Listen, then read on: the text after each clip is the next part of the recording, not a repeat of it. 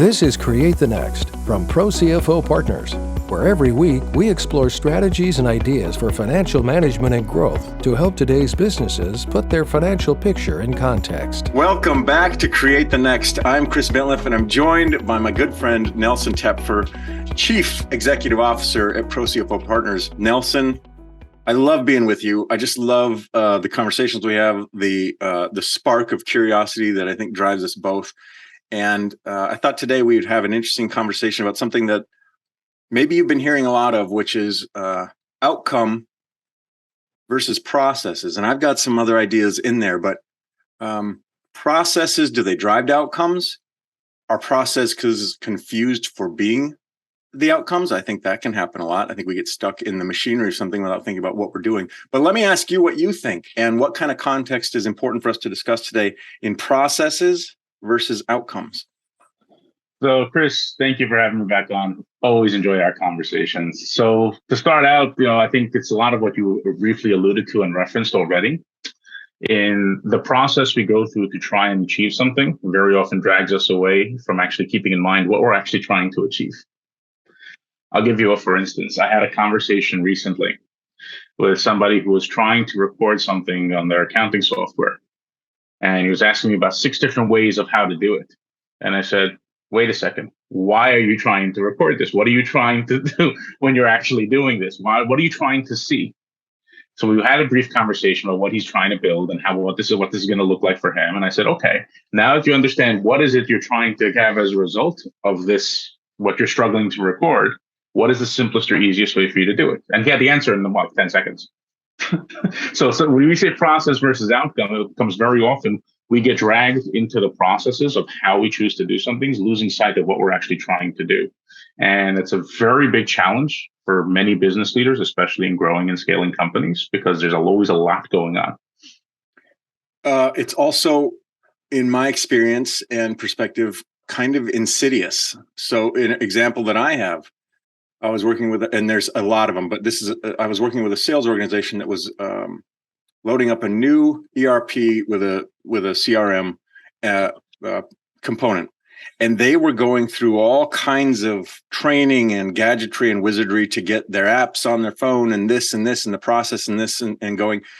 And they stopped tracking their sales activities in a productive way because they were so busy tapping icons and learning how to manage the app. They forgot what they were trying to do because the exercise or the activity became, can I master this machinery or the mechanical aspects of this?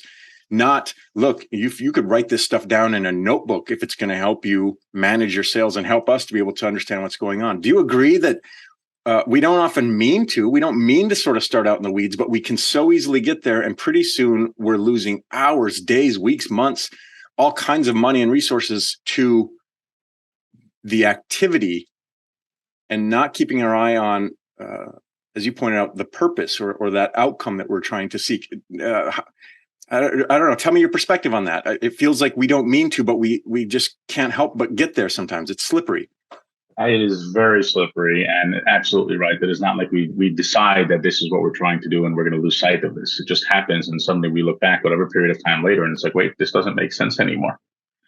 I think we mentioned in one of our previous conversations, and someone was, a much larger organization I was speaking to, and someone was promoted to manager, and someone had this 4 hours a week that they had to do these management reports. And it took them a few months to start asking why, until he actually went all the way up to the C-suite, and they didn't know why they were still doing this because no one was, so you're talking about thousands of hours, man hours being wasted on the why of what they were doing, and no one had any idea why. So to your point, we absolutely get dragged into the process of trying to fix a problem and begin to lose sight of the solution we're trying to put in place. I also feel like there's a real danger here because to everybody, if you kind of like put this in a microcosm, if any of us have ever tried to, instill new sort of habits by I'm gonna really keep a great to-do list or a grocery list or whatever, or I'm gonna implement some new calendar features at work for just or email rules or whatever. That feels like I'm doing work. Like that feels productive. And so if you put that at scale, like you pointed out with your manager, well, you're in training. That's what we want you to do. That feels like work. It feels like you must be doing something. It's not until later that you realize, all I've been doing here is spinning my wheels, or I wasted an entire day getting everything just so.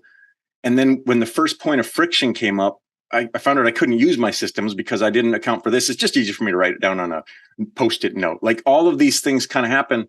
How do I avoid that? What should I be doing differently so that I can avoid this kind of insidiousness or this idea that I'm doing work, therefore it must be productive, when really I'm just busy and I'm not being.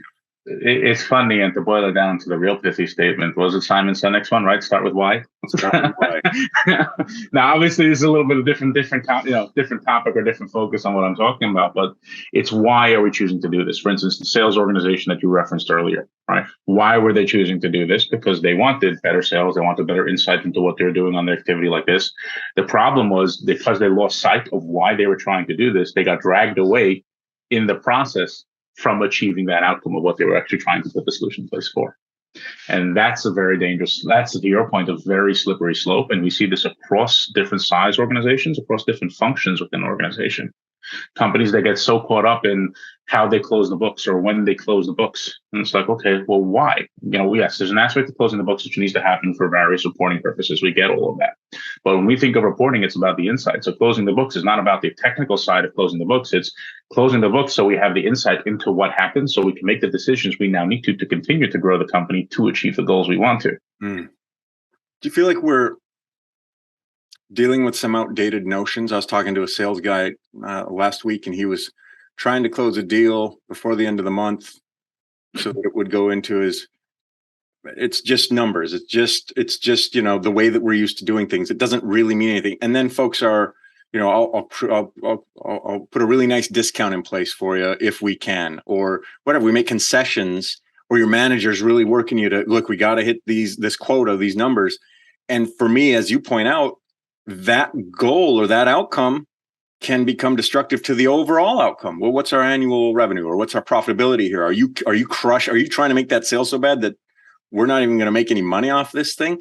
Are we dealing with some outdated perspectives that just don't coincide with how fast and sort of nimble modern business needs to be? So it's not so much outdated, because I believe variations of this existed for pretty much forever, as long as people have been doing business. So I don't see the issue as so much outdated, but the misalignment is something we're actually seeing pretty interesting. You referenced, for instance, the how quickly or how business is today versus where it was even as recently as 10, 15 years ago. And we're seeing these conversations begin to pop up as whatever the economy is going to be doing over the next 12 to 18 months, which will become obviously a very hot button topic, as in what should companies do now? And it's like, well, obviously, I don't think every company is going to be affected the same way previous cycles have affected an economy, an economic widespread kind of impact. I do think it will be differently, to the point that you just referenced. So it's not so much an outdated perspective, perhaps, but more about losing sight of things the same way, just the mechanisms change. Great perspective. And we've been in such weird flux for a couple of years, and we're still in something weird with inflationary concerns and other things we've talked about a lot here at Create the Next, that maybe our usual systems aren't designed for that level of. We haven't been stress tested like this since maybe 2006, 7, 8, something like that, and a lot has changed since then. Maybe I don't know. Give us some coaching. Where should we be thinking? How do we not just make it an intellectual exercise to say, yes, I should start with the outcomes, I should start with what I want to achieve, and really put that into process so that my processes are the sum of my processes and systems lead to those productive outcomes? So yeah, when we think of this, it definitely starts at the strategic side of identifying what the goal is, what your vision is for the company, how we actually take that vision for where you want to be within in 3 to 5 years down to today. Now, the biggest issue we run into is that usually you ask a business owner what their goal is, they'll throw out a revenue target. Yes. We're going to be 10 million. We're going to be 50 million. We're going to be 100 million. We're going to be $1 billion company. And I like the enthusiasm that comes from the entrepreneurs and the business leaders who have that kind of goal. But we try and separate the goal from the measurable target. The metric is the measurable target, because that's how you're going to measure if you've achieved your goal. So let's identify what you're working on from the company itself. You want to be the best at this. You want to be the biggest at this. You want to have the best customer experience. You want to have Those are goals because that is something that allows most of your decisions when you're breaking things down into the outcome and the process.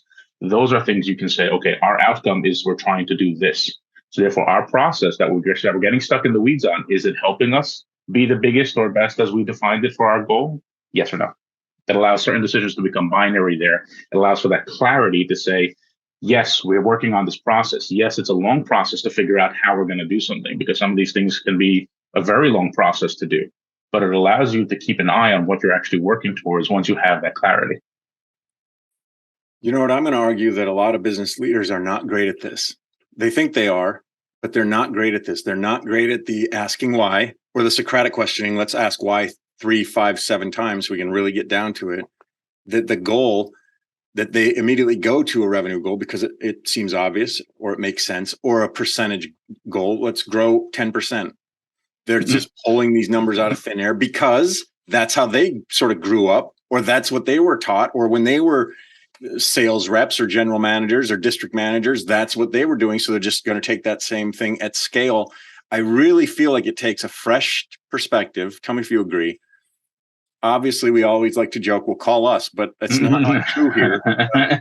Folks who see things from different perspectives, broad, diverse perspectives, experiential breadth, to be able to say, that's not what you mean. When you want, your goal is not that, as you just pointed out, you want to be the best, or you want to have a footprint in, or you want to dominate this aspect, or you want to create something new. Those are not, if you do those well, they'll lead to increased revenue and those percentages that maybe you want to point to. Do I need a coach? Do I need an advisor? Do I need somebody on my team who isn't the usual, isn't the person I'm used to seeing across the table, to come in and sort of invigorate this idea for me a little bit? So I would say it definitely helps. Is it absolutely necessary every single time? Certainly not. We've seen companies put in these kind of strategic planning sessions in place so that gives them that clarity. But is it helpful to sometimes bring in a fresh perspective? Absolutely. Does it jumpstart it, move things along much faster? Absolutely. Is it the only way to do it?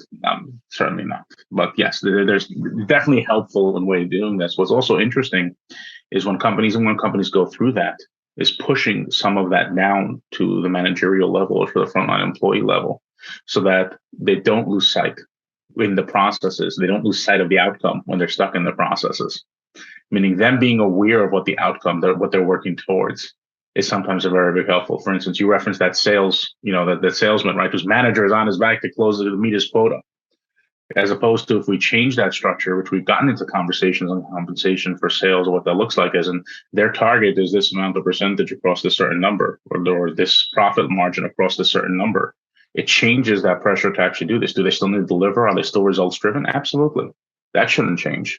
But the outcome of what they're working towards changes, and that actually has a greater impact on the company's bottom line. I love what you're sharing, because it's almost a cultural reset or recalibration. So if you can sort of learn to do this in a strategic mindset, and you can start to filter that down, you won't need the same level of help next year or the year after that, because you'll start to realize the benefits of that. Let me ask you something. We started the conversation talking about kind of the outcomes, and you had this scenario where somebody was plugging through their accounting software, and you said, well, what are you trying to get after? What's the difference?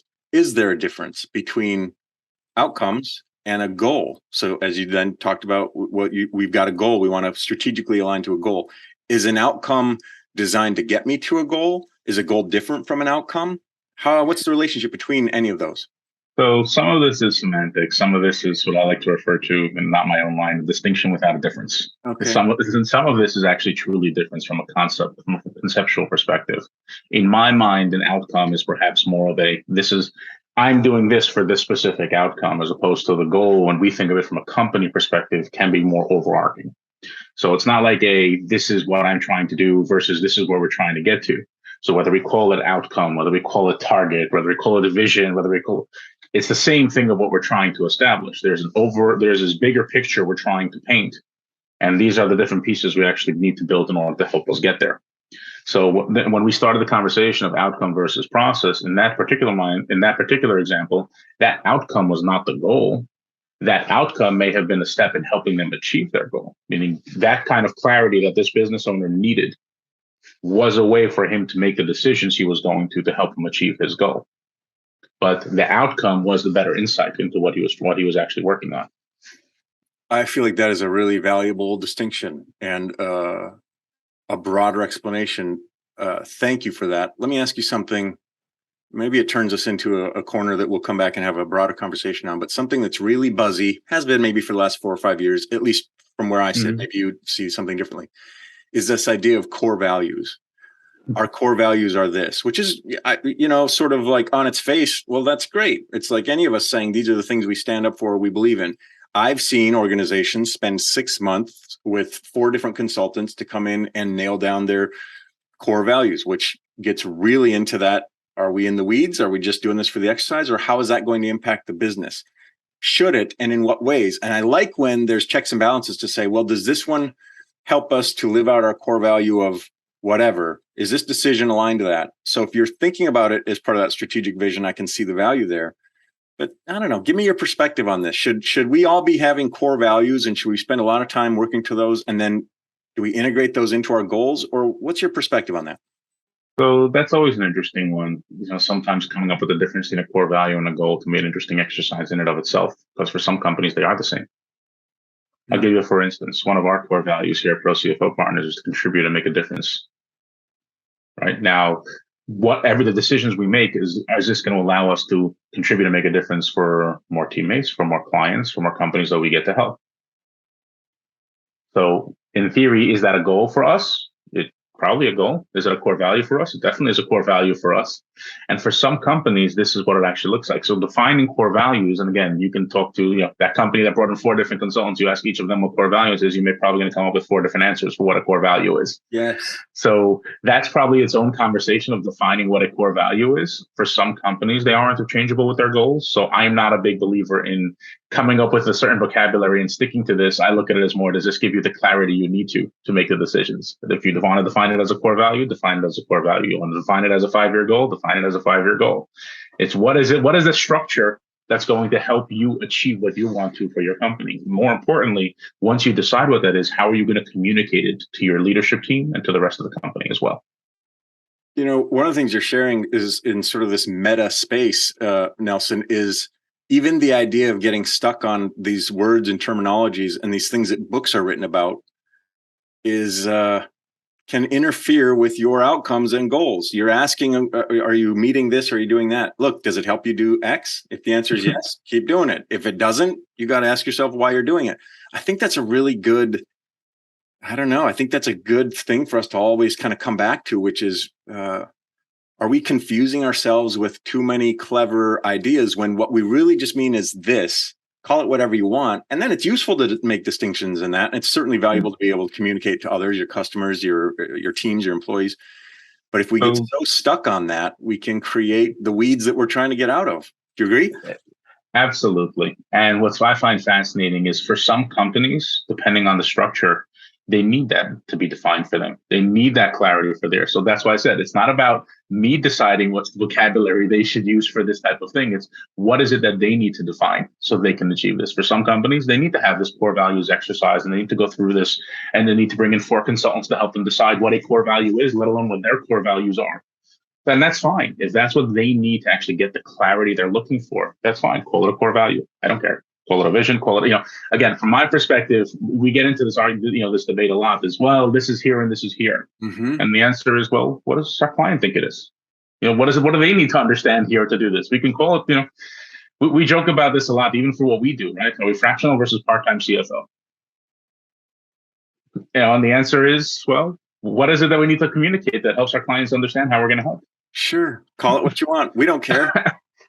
Now we can look at it as we are there. Now the answer is we're looking at it as we are their CFO just on that part-time or fractional basis. For some, it's easier to refer to that as part-time. For some, there's a distinction between part-time and fractional. And we are trying to educate the market on what that difference is and how we're actually helping our clients. But the real answer is, to your point, it's what is it that they understand that we're helping them do? And this is true for our clients themselves.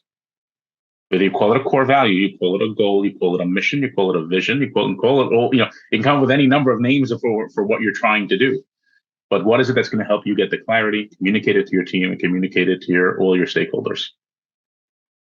I feel like that's just a powerful punctuation point at the end of this particular discussion. I've already made a note we got to come back next time. Core values. I think it's fascinating, and I think it's on top of a lot of folks' mind. And I think it's really relevant, but you've given us so much. You've given me, as you usually do. I usually do these meetings and I'm like opening up my books and I'm like, okay, going to change this about things and that about things. So Nelson Tepfer, ProCFO Partners, always so good to talk to you, and such powerful perspectives that just seem to come so naturally for you. And I'm so grateful for that and your generosity and sharing it with us. I hope we're taking notes. I hope executives and CEOs and leaders out there, I hope you're taking notes, because this is masterclass stuff in subtle changes that can make big impacts. So thanks for watching. Nelson. Appreciate you as always. And a special thanks to our subscribers. Consider becoming one today. Visit ProCFOPartners.com for more strategies and ideas for financial management and growth to help you put your business's financial picture in context.